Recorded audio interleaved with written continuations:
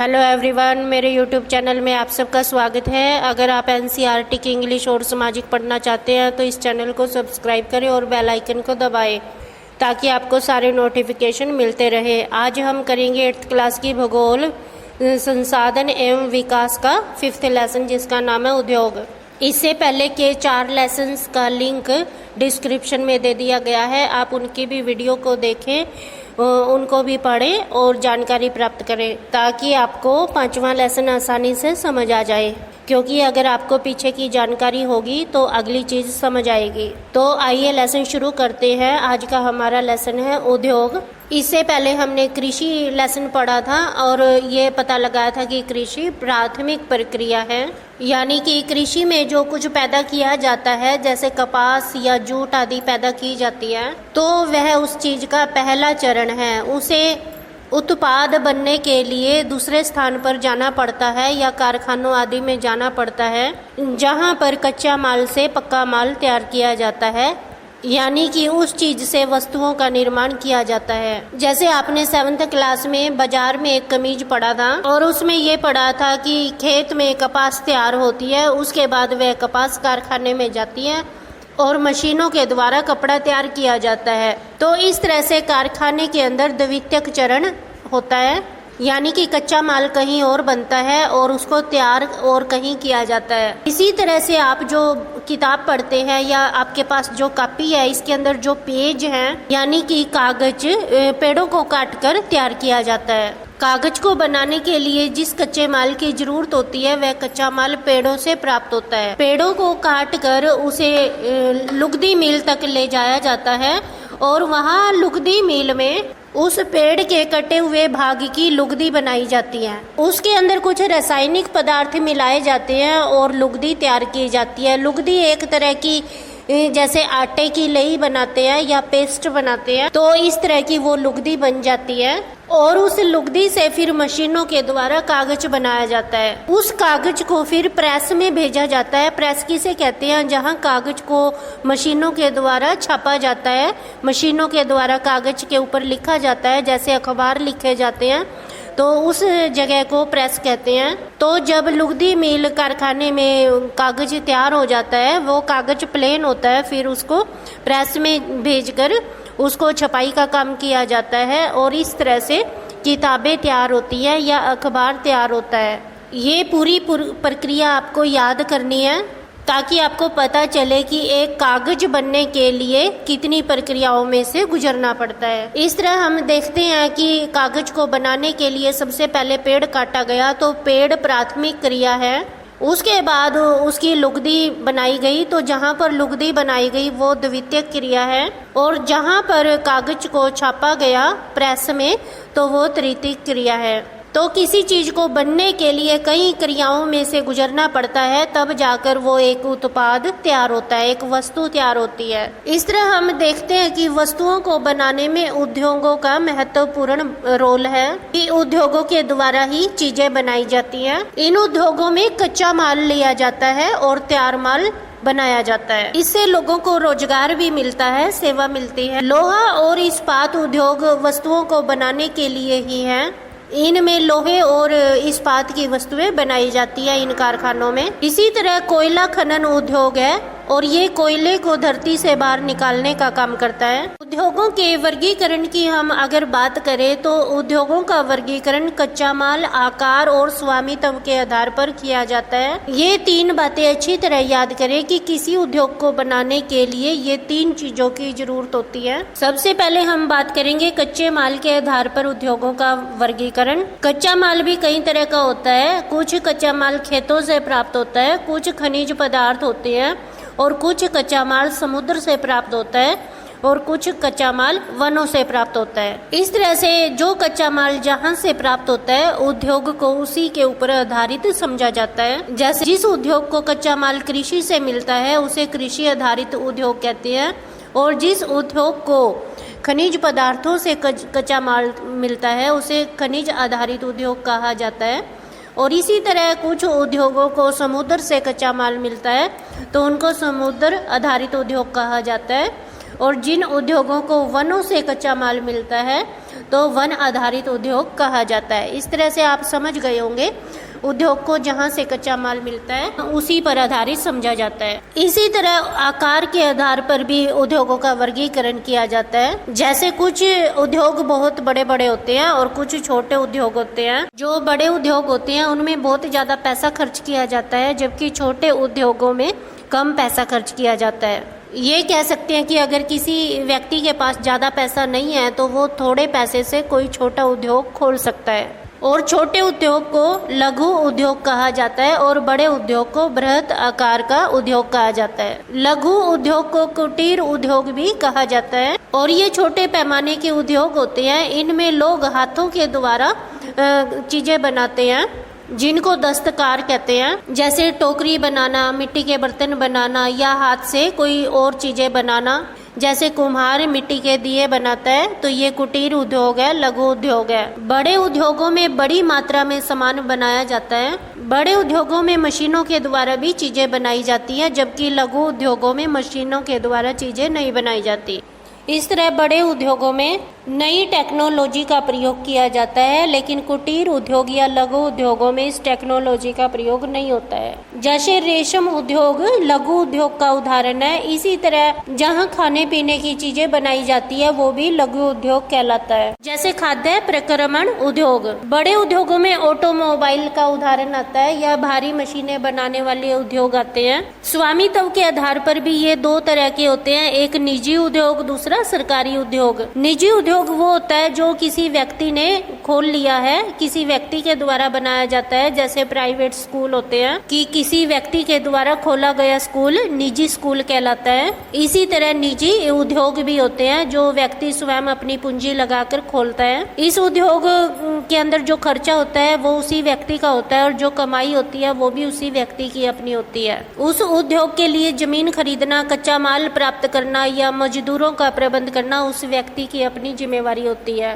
वह स्वयं ही उस उद्योग का संचालन करता है। दूसरा है सार्वजनिक उद्योग। इनका संचालन या इनका स्वामित्व सरकार के द्वारा किया जाता है। जो सार्वजनिक उद्योग होते हैं वो सरकार के द्वारा खोले जाते हैं। सरकार उनमें खर्च करती है। सरकार ही जमीन का प्रबंध करवाती है और कच्चा माल प्राप्त करवाती है। इसके अलावा उस उद्योग में जितना भी खर्च होता है वह सरकार ही उठाती है और उस उद्योग से जितनी कमाई होती है वह भी सरकार की कमाई होती है, इसलिए उसे सरकारी उद्योग या सार्वजनिक उद्योग कहते हैं।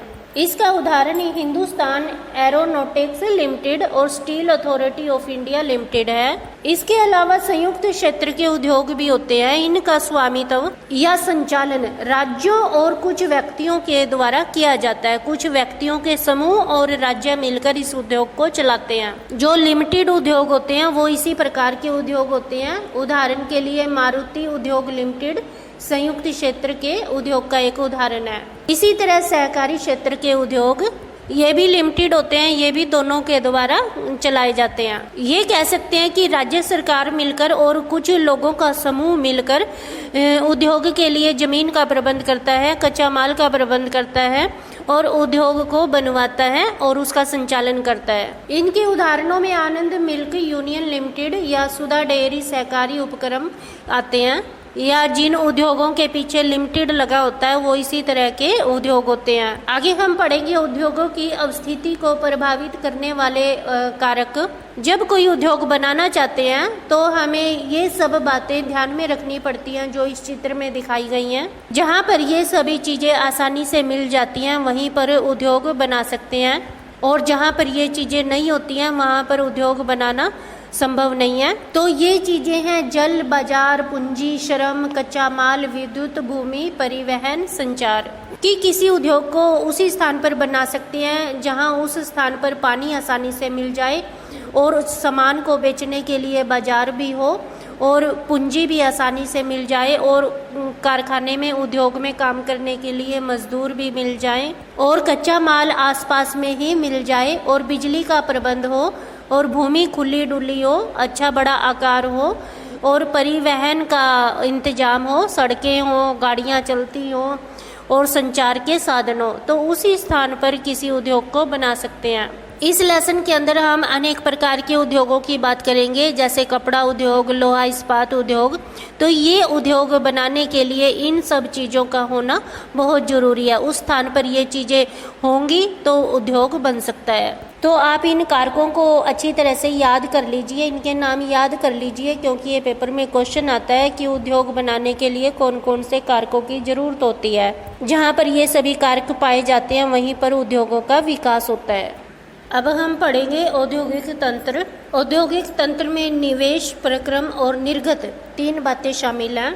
निवेश के अंदर वो सभी चीज़ें आ जाती हैं जिनके ऊपर पैसा खर्च करना पड़ता है, जैसे कच्चा माल, श्रम, भूमि खरीदना, जल को उपलब्ध करवाना, परिवहन या बिजली का प्रबंध करना। तो ये सारी चीज़ों के ऊपर पैसा खर्च होता है, ये सभी निवेश में आ जाती है। कि किसी उद्योग में कितना पैसा निवेश किया गया है, इसका अर्थ होता है कि किसी उद्योग में कितना पैसा खर्च किया गया है। परिक्रम के अंदर सारे क्रियाकलाप आते हैं जिनके अंदर कच्चा माल से लेकर पक्का माल तैयार किया जाता है। कि जैसे सूती वस्त्र उद्योग के अंदर कच्ची कपास खरीदी जाती है और उसके ऊपर कुछ मजदूर लगाए जाते हैं, और कपास को कारखाने तक आने के लिए गाड़ियों का भी प्रबंध करना पड़ता है, यानी कि यातायात के द्वारा कच्चा माल उद्योग में लाया जाता है। तो इन सभी के ऊपर पैसा खर्च होता है, इन सभी के ऊपर निवेश होता है। इसके बाद कपास से ओटाई, कटाई, बुनाई, रंगाई, छपाई की जाती है। तो इस तरह हम देखते हैं कि कच्चा माल से पक्का माल तैयार होने में कई प्रक्रमों का इस्तेमाल होता है। ये प्रक्रम एक तरह की प्रक्रियाएं होती हैं कि इन क्रियाओं के अंदर से गुजर कर कच्चा माल पक्का माल बनता है, कच्चा माल पक्का माल बन जाता है। और जब यह पक्का माल बन जाता है तो इसको बेचा जाता है बाजार में, और उससे आय होती है, आमदनी होती है, उसको निर्गत कहते हैं। तो इस तरह से जो कच्चा माल कपास खरीदी गई थी, फिर उसकी ओटाई, कटाई, बुनाई, रंगाई, छपाई करके कमीज बनी थी, तो उस कमीज को बाजार में बेचा गया था। तो जब वह बिकने के लिए बाजार में आ जाती है तो वो निर्गत कहलाती है। और जब किसी स्थान पर एक से ज़्यादा उद्योग बन जाते हैं और उनका विकास होता है तो उस प्रदेश को औद्योगिक प्रदेश कहते हैं। आपने देखा होगा कि जैसे बड़े शहरों के अंदर कई कारखाने होते हैं, कई फैक्ट्रियां होती हैं या कई उद्योग होते हैं, तो इसलिए उनको औद्योगिक प्रदेश कहते हैं या इंडस्ट्रियल एरिया कहते हैं, क्योंकि वहाँ पर ज़्यादा संख्या में उद्योग पाए जाते हैं। ये कह सकते हैं कि एक ही स्थान पर एक से ज़्यादा उद्योग होते हैं तो उस स्थान को औद्योगिक प्रदेश कहते हैं। भारत में अनेक औद्योगिक प्रदेश हैं, जैसे मुंबई, पुणे, समूह बंगलोर, तमिलनाडु प्रदेश, हुगली प्रदेश, अहमदाबाद, वडोदरा, छोटा नागपुर औद्योगिक प्रदेश, विशाखापट्टनम। तो ये अनेक तरह के औद्योगिक प्रदेश हैं, यहाँ पर एक से ज़्यादा उद्योग हैं। ये औद्योगिक प्रदेश दूसरे देशों में भी पाए जाते हैं, जैसे पूर्वोत्तर अमेरिका, पश्चिमी और मध्य यूरोप, पूर्वी एशिया।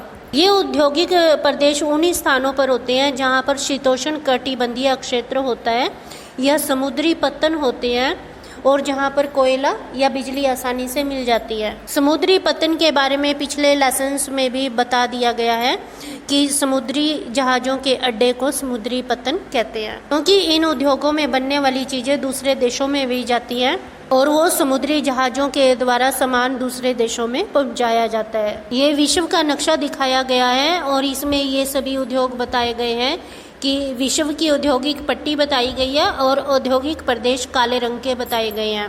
पेपर के अंदर ये नक्शा आता है और इसमें पूछा जाता है कि 5 विश्व के औद्योगिक प्रदेशों के स्थान नक्शे के अंदर बताओ।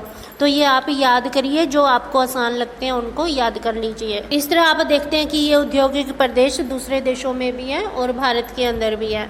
जब कोई नया उद्योग बनता है तो उसको सनराइज उद्योग कहते हैं, क्योंकि वो अभी शुरू हुआ है, उसका पूरा विकास नहीं हुआ है, तो इसलिए उसे सनराइज उद्योग के नाम से जाना जाता है। अब हम बात करेंगे प्रमुख उद्योगों का वितरण। प्रमुख उद्योगों के अंदर लोहा इस्पात उद्योग, सूती वस्त्र उद्योग और सूचना प्रौद्योगिकी उद्योग आते हैं।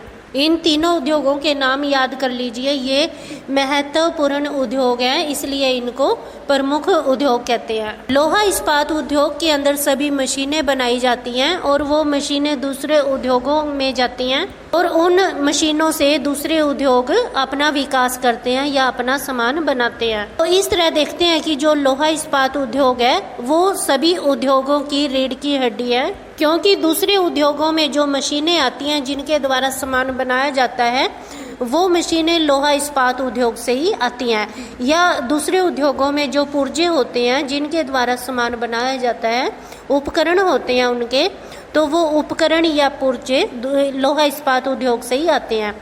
इस तरह से इसको पोषक उद्योग भी कहा जाता है।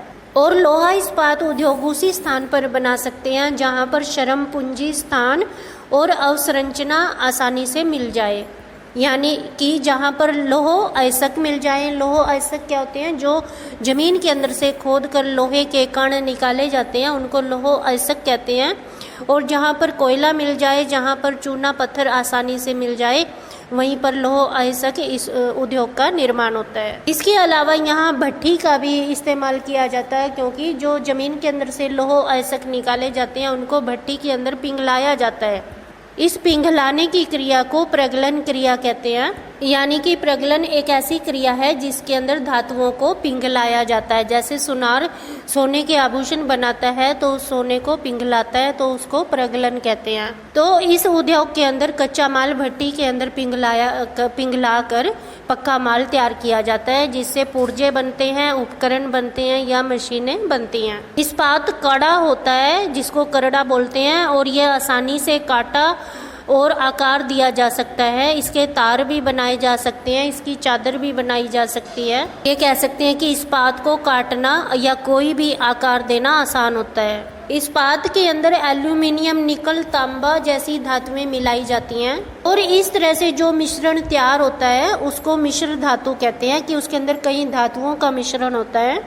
और इस मिश्रण से बनने वाली चीजें और ज्यादा कठोर होती हैं, मजबूत होती हैं और जंग लगने वाली नहीं होती हैं। इसी कारण इस्पात को सभी उद्योगों का मेरुदंड या रीढ़ की हड्डी कहा जाता है, क्योंकि सभी उद्योग इस्पात उद्योग पर निर्भर करते हैं। यानी कि इस इस्पात उद्योग में जो उपकरण बनते हैं वो उपकरण दूसरे उद्योगों में जाते हैं, और दूसरे उद्योग उन उपकरणों से दूसरी चीज़ें बनाते हैं, जैसे रेलगाड़ी उद्योग, ट्रक उद्योग, ऑटो उद्योग। तो ये अपने उद्योग का जो कच्चा माल होता है वो इस्पात उद्योग से खरीदते हैं। इसी तरह सेफ्टी पिन, सुइयाँ जिनका प्रयोग हम घर में करते हैं तो वो भी इस्पात उद्योग से ही बनती है। 1800 ईस्वी पूर्व इस्पात उद्योग उस स्थान पर बनाए जाते थे जहाँ पर कच्चा माल और बिजली और जल आसानी से मिल जाता था।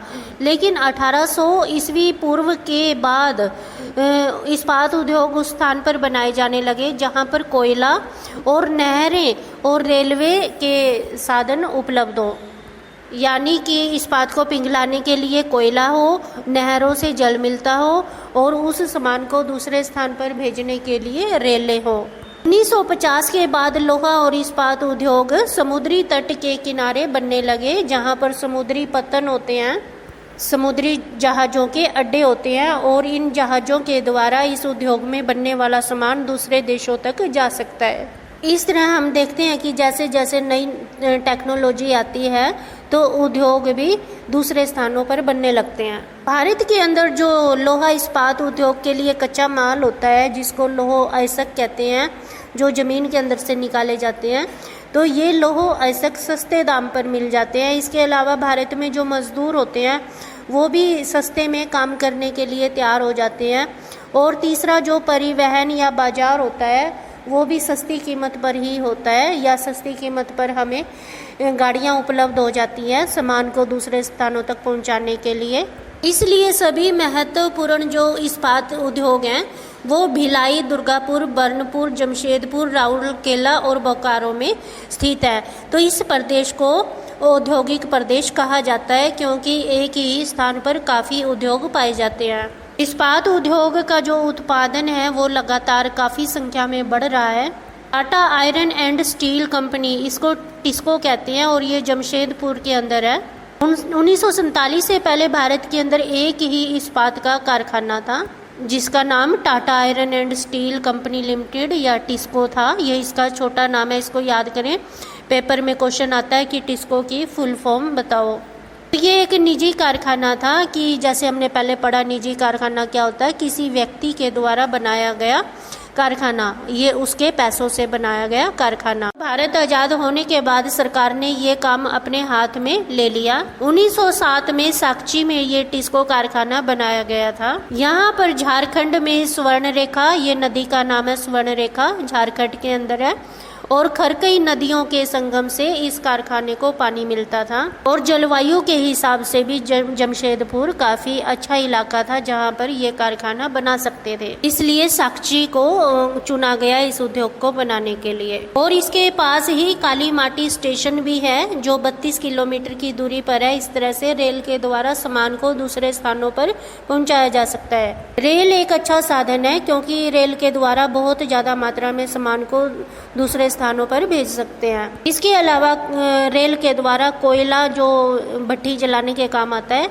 कोयला भी रेलों के द्वारा मंगाया जाता है। और साकची का यह स्थान लौह अयस्क के लिए भी मशहूर था। यहाँ पर लौह अयस्क पाए जाते थे खनिज पदार्थ के रूप में, और कोयला और मैग्नीज आसानी से कलकत्ता के निकट मिल जाते थे। और कलकत्ता के अंदर एक बहुत बड़ा बाजार भी था। इस तरह हम देखते हैं कि टिस्को को सभी जरूरतें आसपास के क्षेत्रों से ही मिल जाती थी, उसकी ज़रूरतें पूरी हो जाती थी। जमशेदपुर में टिस्को की स्थापना के बाद और भी बहुत सारे औद्योगिक संयंत्र स्थापित किए गए। इनमें रसायन, इंजन के पुर्जे, कृषि के उपकरण, मशीनें, टिन, चादरें, केबल, तार आदि बनाई जाने लगी।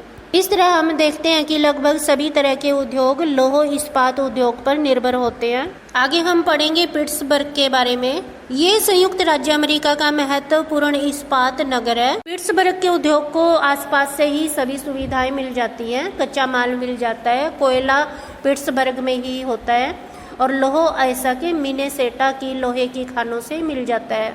ये खाने 1500 किलोमीटर दूर हैं पिट्सबर्ग से। तो नौ परिवहन के द्वारा ये कोयला मंगाया जाता है। नौ परिवहन क्या होता है? नौ से नौका, किश्ती, और परिवहन तो आप जानते ही हैं कि जो सामान को इधर से उधर लाने के काम करती हैं, ये गाड़ियाँ होती हैं। तो किश्तियों के द्वारा सामान को इधर से उधर लाया जाता था। ये एक सस्ता मार्ग होता है। उसके बाद ग्रेट लेक्स से सामान रेलगाड़ियों के द्वारा पिट्सबर्ग तक आता था। आज के समय में पिट्सबर्ग में बहुत कम बड़ी इस्पात मिलें हैं। ये मिल पिट्सबर्ग के ऊपर मोनोगहेला, एल्गनी नदी की घाटियों, पिट्सबर्ग के नीचे ओहियो नदी के सहारे पर स्थित हैं। पिट्सबर्ग के क्षेत्र में इस्पात उद्योग के अलावा अन्य कारखाने भी हैं। यहाँ पर रेल की पटड़ी के उपकरण, भारी मशीनों के उत्पाद आदि इस कारखाने में बनाए जाते हैं। आगे हम बात करेंगे सूती वस्त्र उद्योग की। इसको टेक्सटाइल भी कहते हैं। टेक्सटाइल लैटिन भाषा का टेक्सियरे शब्द से उत्पन्न हुआ है और इसका अर्थ होता है बुनना। कपड़ा बनाने की जो कला है वो बहुत पुरानी है। इसके लिए कपास, ऊन, सिल्क, जूट और पटसन की जरूरत होती है। यानी कि कुछ कपड़े कपास से बनाए जाते हैं, कुछ ऊन से बनाए जाते हैं, कुछ सिल्क, जूट और पटसन से बनाए जाते हैं। इन कच्चे माल के आधार पर ही सूती वस्त्र उद्योग का भी वितरण किया जाता है या वर्गीकरण किया जाता है। ये रेशे ही कपड़ा उद्योग के लिए कच्चा माल होते हैं। ये जो सभी चीजों के नाम लिए हैं, कपास, ऊन, सिल्क, जूट, पटसन, ये कपड़ा उद्योग के लिए कच्चा माल होते हैं। उद्योग में आने के बाद इनको परिष्कृत किया जाता है, जैसे साफ किया जाता है कि रुई आती है तो उसको पहले साफ करते हैं, फिर उसके रेशे बनाए जाते हैं और रेशे से कपड़ा बनाया जाता है। कुछ रेशे ऐसे होते हैं जो मनुष्य के द्वारा बनाए गए हैं, जैसे नाइलॉन, पॉलिस्टर, एक्रिलिक, रेयन, ये मनुष्य के द्वारा बनाए गए रेशे हैं। 18वीं सदी की औद्योगिक क्रांति से पहले से लेकर और 18वीं सदी की क्रांति तक हाथों के द्वारा कपड़ा बनाया जाता था। लोग अपने घरों के अंदर करघों के द्वारा कपड़ा बनाते थे। ये हमने 7th क्लास में पढ़ा था, बाजार एक कमीज में। उसका लिंक मैं डिस्क्रिप्शन में दे दूंगी और आप उस वीडियो को भी जरूर पढ़ें और पता लगाएं। 18वीं शताब्दी में पावर लूम आ गया। ये सबसे पहले ब्रिटेन में और उसके बाद विश्व के अन्य दूसरे भागों में सूती वस्त्र उद्योग के विकास को आगे बढ़ाया। पावर लूम के द्वारा कपड़ा बनाया जाने लगा। ये एक मशीन होती थी और इसके द्वारा जब कपड़ा बनाने लगे तो वो कम समय में बहुत ज़्यादा कपड़ा बनने लगा। इसके द्वारा जो लोग घर में कपड़ा बनाते थे वो काम बंद हो गया, क्योंकि यह काम अब मशीनों के द्वारा किया जाने लगा। और इसके द्वारा बनाया गया कपड़ा सुंदर भी होता था और देखने में अच्छा लगता था। आज के समय में भारत, चीन, जापान, संयुक्त राज्य अमेरिका सूती वस्त्र उद्योग के लिए मशहूर हैं। भारत में बहुत अच्छी क्वालिटी का कपड़ा बनता था और दूसरे देशों को भी भेजा जाता था।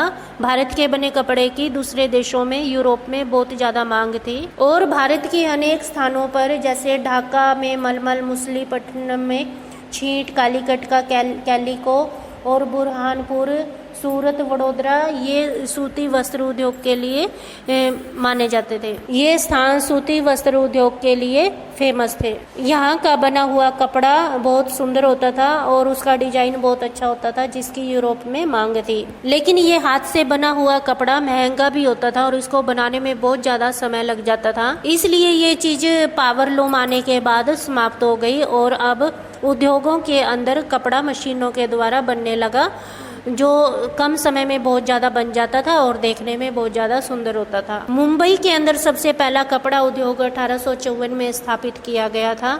यह कारखाना वहां पर लगाया जाता है जहां की जलवायु गर्म और आर्द्र हो, उष्ण हो और कपड़ा बनाने की मशीनें लाने के लिए समुद्री पत्तन हो, क्योंकि कई बार कपड़ा बनाने की जो मशीनें होती हैं वो दूसरे देशों से भी मंगाई जाती हैं और ये मशीनें समुद्री रास्ते से, समुद्री जहाज़ों के द्वारा आती हैं। देश के अंदर, भारत देश के अंदर सबसे पहली वस्त्र उद्योग 1858 में कलकत्ता में खोला गया था। फोर्ट गैलेस्टर के पास खोला गया था, लेकिन ये कुछ समय के बाद ही बंद हो गया था। इसके बाद 1854 में मुंबई में खोला गया। अब बात करेंगे अहमदाबाद की। अहमदाबाद गुजरात में साबर नदी के तट पर है।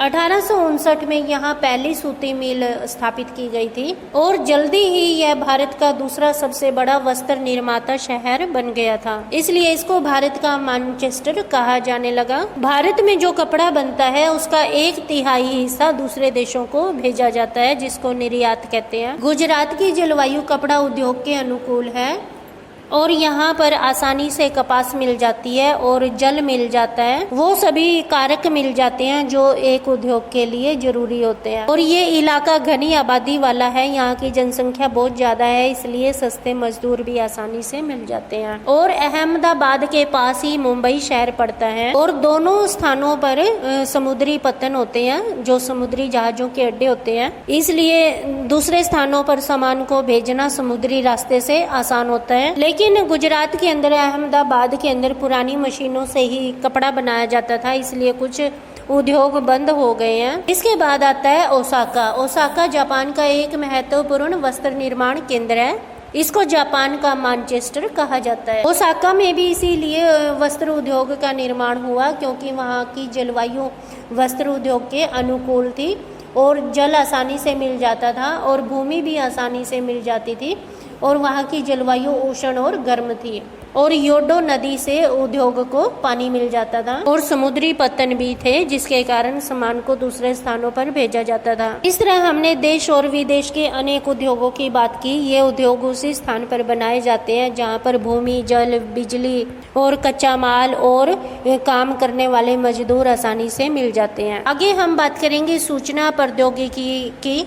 7वीं क्लास के संचार माध्यमों के विकास लेसन में हमने सूचना के बारे में पढ़ा था कि एक स्थान की बात को दूसरे स्थान तक पहुंचाने को संचार माध्यम कहते हैं। यही सूचना कहलाता है कि किसी स्थान की जब हमें सूचना मिलती है तो वो सूचना प्रौद्योगिकी कहलाती है। इस पैरे में 2 उद्योग बताए गए हैं। दोनों उद्योग दूसरे स्थानों पर हैं, यानी अलग अलग स्थानों पर हैं। एक उद्योग कैलिफोर्निया की सिलिकॉन घाटी में है और उस उद्योग को डैनी चलाता है। दूसरा उद्योग बेंगलोर में है, उसको समिता चलाती है। इस तरह इन दोनों उद्योगों ने आपस में तालमेल बना रखा है कि 24 घंटे काम करना है और जब आप काम करके थक जाते हैं तो आप मुझे बताओ, आपकी जगह मैं काम करूँगा। तो इस तरह से एक उद्योग के अंदर 12 घंटे काम किया जाता है और जब वह थक जाता है तो वो दूसरे उद्योग को सूचना दे देता है और वो दूसरा उद्योग उसकी जगह काम करता है। और जब वह उद्योग थक जाता है तो वह पहले वाले उद्योग को सूचना करता है और वो उद्योग उसकी जगह काम करता है। जैसे 2 व्यक्ति होते हैं, वो कोई काम करते हैं तो बारी बारी से काम करते हैं। एक आराम करता है और दूसरा काम करता है। तो इसी तरह से ये सूचना प्रौद्योगिकी के द्वारा इन दोनों उद्योगों को चलाया जा रहा है और ये काफ़ी विकसित हो रहे हैं। इस तरह हम देखते हैं कि ये सिलिकॉन घाटी का उद्योग कैलिफोर्निया में है, जबकि दूसरा उद्योग भारत के बेंगलोर में है और ये सूचना के द्वारा दोनों उद्योग काम कर रहे हैं। अब समझने की बात ये है कि जो विदेशी उद्योग हैं वो भारत में आकर अपनी कंपनियां स्थापित करते हैं, क्योंकि उनको भारत के अंदर सस्ते दाम पर मजदूर मिल जाते हैं और अगर एक मजदूर जाता है तो उसकी जगह काम करने के लिए कई मजदूर आ जाते हैं। यही कारण है कि विदेशी उद्योग भारत में अपनी कंपनियां फैला रहे हैं। इस लेसन को पढ़कर आप उद्योगों के बारे में काफी कुछ जान चुके हैं कि उद्योग किस स्थान पर बनाने चाहिए और उद्योगों को बनाने के लिए किन किन चीजों की जरूरत होती है और भारत के अंदर कैसे सूती वस्त्र उद्योग का विकास हुआ और पहले भी वस्त्र बनाया जाता था तो किस विधि से बनाया जाता था। इन सब बातों की आपको जानकारी मिल गई है। यहीं पर हमारा ये लेसन समाप्त हो जाता है। अगर आपको लेसन समझ आ गया तो वीडियो को लाइक करना ना भूलें और अगर अभी तक आपने चैनल सब्सक्राइब नहीं किया है तो कर लें। All the best.